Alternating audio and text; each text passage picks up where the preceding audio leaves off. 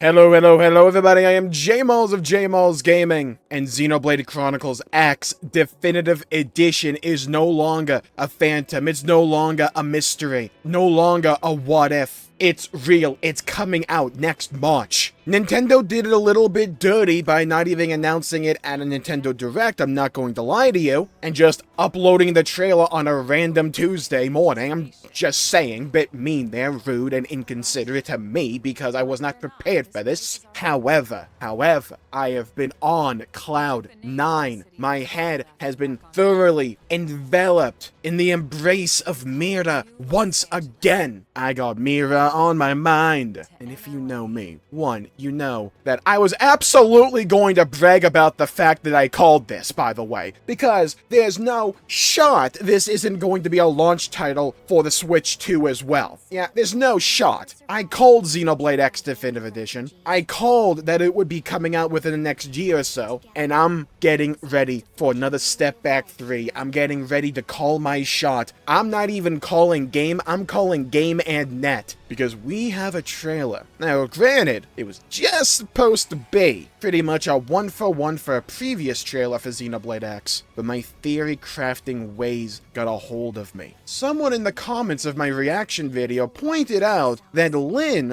one of the voices in the trailer, made mention of Earth being enveloped in a white light. And if you didn't think I wasn't going to run with this, dude, I've been down the rabbit hole, and allow me to show you the diamonds that I found.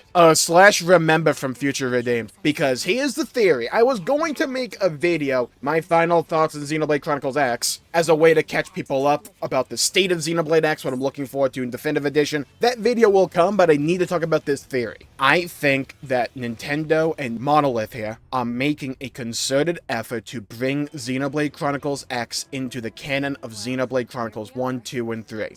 Hold your horses, let me cook. Because by the end of this, you may be even convinced. Now, I know what the immediate knee-jerk reaction to that is going to be. Jmulls, that just doesn't work. The canon contradict each other. If you know the story of Xenoblade 1, 2, and 3, and you know the story of Xenosaga, and you know the story of Xenoblade X, you will know because at its current form, the story contradicts. So either we would need substantial retcons in order to make Xenoblade X fit into the canon, or they would need to drop some massive reveals, which is what I think they are setting up to do, and what I think they want to do with Xenoblade Chronicles X Definitive Edition. Because read the description for the trailer. They specifically said there's going to be new story elements. And in the trailer, they made mention of Earth being enveloped in a white light, much like how it was when Klaus split the world into Xenoblade 1 and 2. That's not the end-all, be-all of the theory. This has been brought up before with Xenoblade Chronicles 3 Future Redeemed, because at the end of that game, and if you didn't think there weren't going to be spoilers here, dude, it's a theory video, come on. At the end of Xenoblade Chronicles 3 Future Redeemed, there's a radio. It's a famous scene. You have Nile and Noah yapping at each other, but this radio message is being broadcasted in the background. They make note of a few key pieces of information. They talk about a Philadelphia-class mothership, though that's more a reference to Xenogears in my experience, just as a fun little nod. But they talk about that Earth is essentially evacuating colonists, and that they've been sending, at that point in time, 8 ships out into space to go colonize other worlds and planets, and that they were gearing up for an entire new long-range colony ship to begin its actual transport from Earth to outer space. The project is called Project Exodus. Remember that, it will be important. We get a few numbers that for these new ships, for like ship 9 onwards, it'll be about 1.5 million people for each ship. So in total across all of those missions, 10 million people will leave Earth for the stars. This broadcast in-game was made on May 16th. It was a Wednesday. But the date, May 16th, that's the important one. So for me, there are 3 key pieces of information here. Project Exodus, which is directly referenced in the introduction for Xenoblade Chronicles X, like word for word, it's Project Exodus, and that it's an Earth life colonization project, which is what it is in Xenoblade Chronicles 3 Future Redeemed as well, you have ships that fit the bill. The White Whale is almost certainly one of these massive long-range colony ships, the White Whale being the ship utilized by humanity in Xenoblade Chronicles X, and the date is May 16th.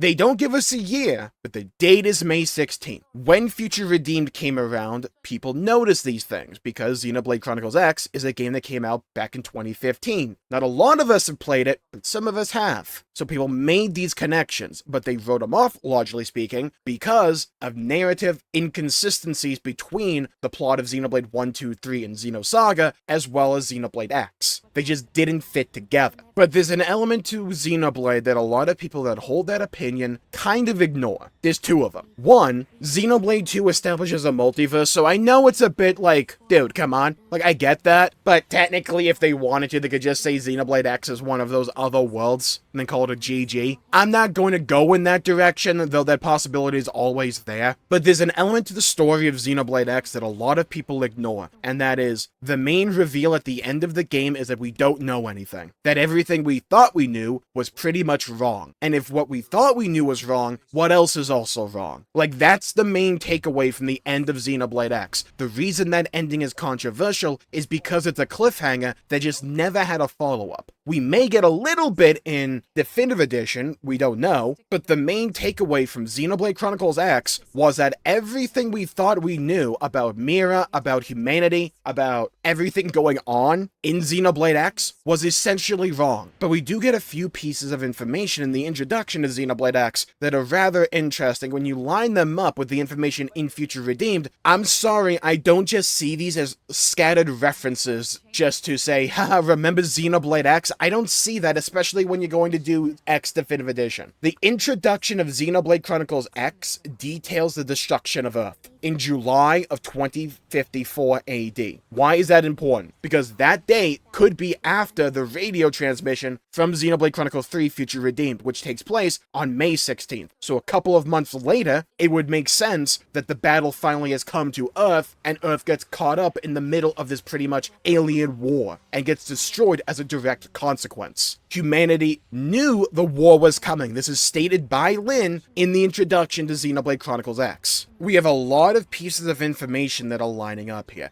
Earth knew the war was coming, and they made an Earth life colonization project called Project Exodus. Project Exodus was directly referenced in Future Redeemed with the radio broadcast. And they even mentioned that this has been an ongoing thing in Future Redeemed that would continue into the future. Also, they both directly reference the coalition government in both Future Redeemed and Xenoblade X. They didn't have to write this, but they did. Bear this in mind.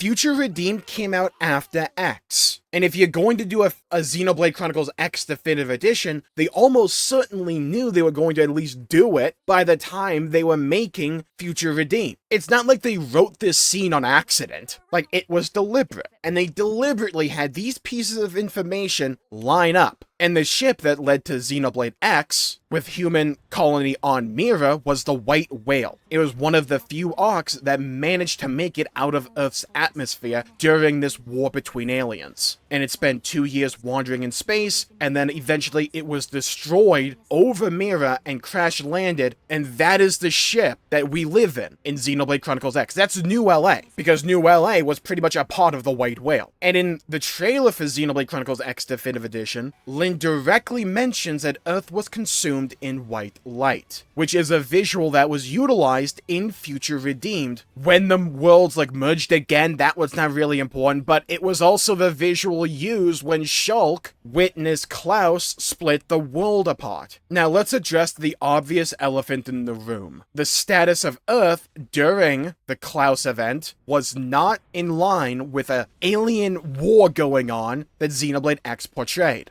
I would remind you, the plot of Xenoblade X pretty much results in the understanding that everything we knew or thought we knew was pretty much wrong. I think the play they have for Xenoblade X is they want to solidify X into canon. I think that's their goal and that's their aim. Because at the end of X, they pretty much like set up a sequel where we would explore, okay, what the hell is Mira? What the hell is going on with humanity? There seems to be some greater will operating here. What's going on? I think the great big reveal will be that this was one of the ships that managed to escape Earth and wound up on Mira. And in this grand tale of humanity that Xenoblade and Xeno as a whole is starting to be, where Xenoblade is the story of people left behind on Earth after the Klaus split, Xeno's saga is the tale of humanity that wasn't on Earth, but desperately trying to find it. I think Xenoblade X is the tale of humanity that managed to escape Earth, but got caught up in something greater with Xenoblade X and Mira and whatever's going on there. I'm a firm believer that these like individual points don't plot align, but when you put a bunch of points back to back to back to back that kind of lead in one direction, then I think you have a line. I think they've been slowly building up to this with Xenoblade Chronicles 3 Future Redeemed, because I just don't believe the idea that they wrote that radio scene as just a bunch of fun little references to Xenoblade X. I don't believe it. I think the only possible fun little reference there is Philadelphia-class mothership for Xenogears, because they just don't have the IP for that one. But they do for X. And even then they brought Xenosaga into canon. And does everything line up there one for one? No. But they are the writers, they can make it work. And another thing, they changed the character models for Xenoblade X with Definitive Edition. And I know there's going to be a lot of arguments about which one looks better, the old ones or the new ones, but to me, if I'm looking at them side by side, I would say, hey, the new ones look more in line with the other Xenoblade games, Xenoblade 1, 2, and 3. Rather interesting that you would do that now, isn't it? Now you could say, well, they'll bring all of Xenoblade to one console, they probably want to have some kind of aesthetic foundation so the games don't look too different to one another, and that's possibly part of it, but I would also argue that if at some point in the future you want to have these characters interact with one another, well, you might as well change the aesthetic here so that it doesn't feel like it comes out of left field when you eventually do that. It makes these characters feel as if they belong in Xenoblade. Okay, look, I'll admit that wasn't the best reference to where we belong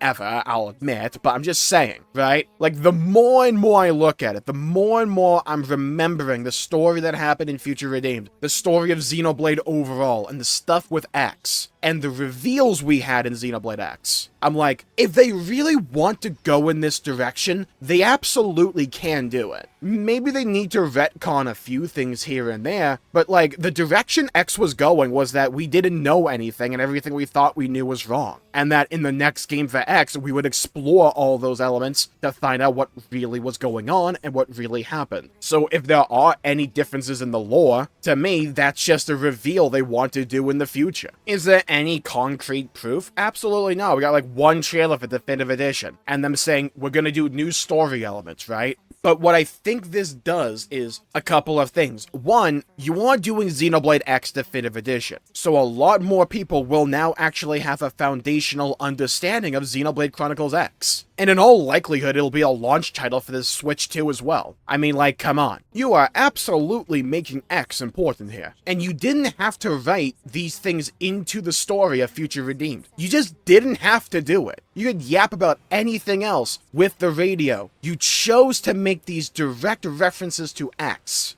And now we are touching upon the story for X. We now know there's going to be new story elements. In the trailer, you directly reference Earth being consumed in white light. Now, granted, it kind of was in the introduction to X as well, but still. I think some people get hung up on the individual small details a little bit too much, and they don't see the broader picture that's being constructed before them here. And I was, like, okay with the idea that they were just a bunch of fun references before the announcement for X Definitive Edition. But like, now that you are doing it, that you say we're gonna do new story elements alongside it, if at some point in the future it is revealed that their goal is to bring X into canon, a lot of people will retroactively look back to these story beats and go, oh, they were teasing it all along. Because it's one of those situations where if they end up not doing that, most people won't bat an eye. It'll be inconsequential to a lot of people. But if they do end up doing it, people will go back and say, oh, the pieces of the puzzle were there, we just didn't put it together. I think I see what they're doing. The story of Xeno overall seems to be one of different elements of humanity. Xenoblade is the story of humanity that was left behind on Earth after the Klaus split. Xenosaga is the story of humanity that was already gone and did not get caught up in it. And Xenoblade X is the story of humanity that escaped. Maybe the reveal in X, or eventually maybe in X2, is that, hey, that war that we thought happened at Earth at the beginning of X, it never happened. It was an illusion. It was a memory implanted in the humans of Mira. There's a lot of different ways they can go about doing this, but I'm so interested in what their play is here. So yeah, my main takeaway is that I'm not going to get caught up in the details about why these stories can't take place in the same universe, in the same canon, when, like, the main takeaway from X is that everything we know is wrong. Like, it's a massive case of unreliable narrator. But we have these pieces of information line up, and I'm rather intrigued by the fact that they do, because it seems deliberate to me. But with that, I'll call the video there for the day. Thank you all for tuning in. My pleasure for making the video. If you enjoyed it, please leave a like and subscribe. It really helps the channel out and helps support future content, and I greatly appreciate it. Stay safe, have a great day. I'll see you all next time. Bye-bye, everybody, until we meet again.